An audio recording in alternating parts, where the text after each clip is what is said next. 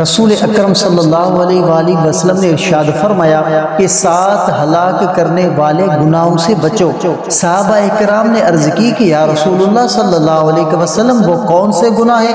ارشاد فرمایا سب سے پہلا کہ شرک کرنا اور جادو کرنا، ناحق کسی جان کو قتل کرنا، یتیم کا مال کھانا، سود کھانا، میدان جہاد سے بھاگ جانا، پاک دامن عورت پر زنا کی تہمت لگانا۔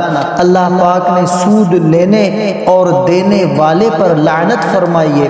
اس حدیث کو امام مسلم ترمذی نے روایت کیا ہے۔ ایک روایت میں یہ الفاظ زائد ہے کہ سود کے گواہوں اور سود کی تحریر لکھنے والے پر بھی لعنت فرمائی ہے۔ اس حدیث پاک کی سند جو ہے وہ صحیح ہے۔ سود لینے والا، سود دینے والا، سود کی تحریر لکھنے والا جبکہ سود جان کر یہ کام کرتے ہوں، قیامت تک حضور سید الانبیاء حضور علیہ الصلوۃ والسلام کی زبان پر ملعون کہا گیا ہے۔